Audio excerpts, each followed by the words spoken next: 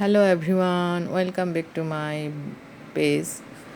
আসসালামু আলাইকুম, রমাদান মোবারক সবাইকে। সবাই কেমন আছেন? আলহামদুলিল্লাহ ভালো আছি। তো আজকে আমি কী করলাম আপনাদের সাথে একটু শেয়ার করছি। সবাই চোখ রাখবেন আমার এই ব্লগ ভিডিওতে। তো আজকে আমি ইফতার বানাতে চলে গেলাম। তো এখানে আমি চানা ভাজি করে নিচ্ছি। আমরা কিন্তু প্রতিদিনই চানাটা খাই, কারণ এটাতে একটু পুষ্টিও আছে আর হালকা তেল দিয়ে আমি রান্না করি। সবসময় দেখেছেন আপনারা, হালকা তেল দিয়ে রান্না করলে কি হয়, স্বাস্থ্যের জন্য তেমন একটা ক্ষতিকর হয় না। প্রতিদিনই যে চানা, বড়া, বুট এসব খান, কোনো সমস্যা হবে না। তো আমরা অল্প পরিমাণে খাওয়ার চেষ্টা করি, আর মশলাগুলো আমি ব্যবহার করি একেবারেই পরিমাণ মতো। এখানে আদা বাটা, জিরে বাটা, রসুন বাটা সবই দিয়েছি, কাঁচামরিচ, পেঁয়াজ সবই দিয়েছি, তবে অল্প অল্প পরিমাণে দেখতে পেয়েছেন। তো যাই হোক, একটু টমেটো দিয়ে দিলাম, এতে করে স্বাদ বাড়বে, এমনকি কালারফুল হবে, তাই জন্যই দেওয়া। এর মধ্যে আবার একটা চুলার মধ্যে আমি রান্না করছি যে দেশি মুরগি আলু দিয়ে ঝোল। এটা রাতের জন্য, সেহরি বা আমার আগের রাতে খাওয়ার জন্য। তো এটাও আংশিক আপনাদের সাথে একটু শেয়ার করলাম, রেসিপিটি যেহেতু দিলাম না, তো আজকে ব্লগ ভিডিওটাই দেখাচ্ছি। তো যাই হোক, কষানোর পরে আমি পর্যাপ্ত ঝোল দিয়ে দিলাম। এটা অল্প আঁচে রান্না করব, তো বেশি সময় লাগবে না, যেহেতু আজকে আমি কষিয়েছি খুব ভালোভাবে। এদিকে আমি চানা ভাজি করে নিচ্ছি, যে দেখতে পাচ্ছেন চানার মধ্যে আবার একটু মটরও দিয়েছি। তো এটা খেতে খুবই মজা হয় মুড়ি মেখে। আপনারা প্রতিদিন আমার এই ইফতারিগুলো দেখে থাকেন, তো কার কেমন লাগে অবশ্যই আপনারা কমেন্ট করে জানাবেন। আমার কিন্তু অনেক ভালো লাগে আপনাদের এই সুন্দর সুন্দর কমেন্ট দেখতে। তো যাই হোক, সব মিলিয়ে আমার এই চানা ভাজা কমপ্লিট। এই যে দেখতে পাচ্ছেন, আমি এখানে ধনেপাতা কুচি দিয়ে দিলাম।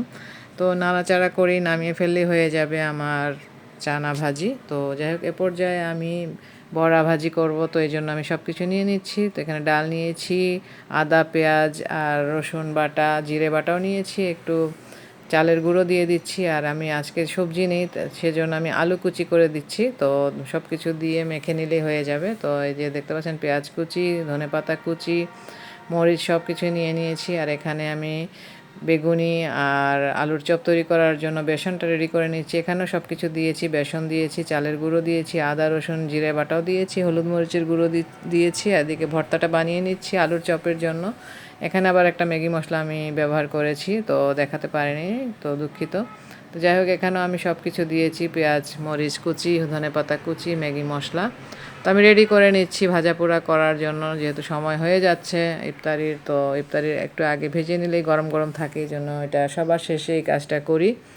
তো যাই হোক, আমরা প্রতিদিন এই অল্প অল্প ভাজা পোড়া খেয়ে থাকি। তো এই পর্যন্ত আল্লাহর রহমতে কোনো সমস্যা হয়নি, যেহেতু পরিমাণটা খুবই কম, আমরা এক পিস করেই খাই, বেশি খাই না।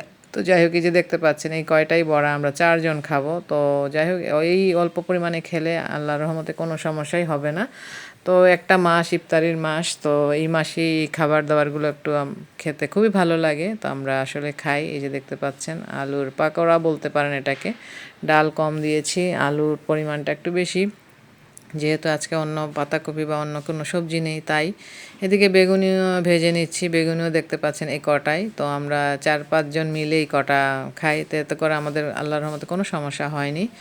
তো যাই হোক, আমি আস্তে আস্তে আমার ইফতারিগুলো রেডি করে নিচ্ছি, আর আপনাদের সাথে গল্প করছি আর ভিডিওটি ক্রিয়েট করেছি। তো এদিকে আলুর চপও হয়ে যাচ্ছে। তো আমি যার ভিডিও আমার সামনে আসে, আমি কিন্তু সবার ভিডিওতে একটা গঠনমূলক কমেন্ট করার চেষ্টা করি। সবার ভিডিওটাই আমি পুরোটাই দেখি, কেন যে একটা ভিডিও দেখলে কিন্তু সব কিছু শেখা যায়, অন্যের ভিডিও থেকে অনেক কিছু শেখার আছে, সেজন্যই দেখা। আর এমনিতে রিচ এঙ্গেজমেন্ট বেড়ে যায়, আমরা সবাই জানি। তো আমরা যার ভিডিওটাই সামনে আসবে প্রোফাইলে আমরা দেখার চেষ্টা করব, সুন্দর গঠনমূলক কমেন্ট করব, আর একে অপরের বন্ধু হয়ে যাব। তো যারা আমার এই পেজটিকে এখনও সাবস্ক্রাইব বলেন আর ফলো বলেন করেননি, তো আপনাদেরকে আমি অনুরোধ করব সবাই ফলো দিয়ে পাশে থাকবেন, সাবস্ক্রাইব করে পাশে থাকবেন অবশ্যই। তো যাই হোক, সব কিছু রেডি, যে দেখতে পাচ্ছেন। এদিকে বেলের শরবত বানিয়ে নিলাম। তো এই রোজা আসার পর থেকে আমরা বেলের শরবতই খাচ্ছি, এটা পেটের জন্য খুবই উপকারী, সেই জন্য। আর এদিকে আমি আজকে পেয়ারা মাখাও বানিয়ে নিচ্ছি। এখানে তেঁতুল নিয়েছি, হালকা লবণ আর মরিচ ভেজে নিয়েছি, আর একটু ধনেপাতা কুচি দিয়ে মেখে নিলেই কিন্তু হয়ে যাবে আমার পেয়ারা মাখা। আর আজকে কাসুন্দি নেই, সেজন্য আমি কাসুন্দি ছাড়াই ভর্তাটা করেছি। তো যাই হোক, আপনাদের জিভে কার কার জল চলে আসছে অবশ্যই কমেন্ট করে জানাবেন। এটা ইফতারির পর ঘন্টাখানিক পর খেলে খুবই ভালো লাগে, যেহেতু দিনে সময় নেই, পেয়ারা খেতে হবে, তো পেয়ারা মাখা খেলেই কিন্তু মজা লাগে। তো এদিকে আমি ইফতারে বেড়ে নিচ্ছি। তো যাই হোক, এই যে আজকের ইফতার আমাদের দেখতে পাচ্ছেন। তো আলহামদুলিল্লাহ, আজকের ইফতার অনেক কিছু খাবার আমাদের আল্লাহ জুটিয়েছেন। আল্লাহর কাছে আমরা অশেষ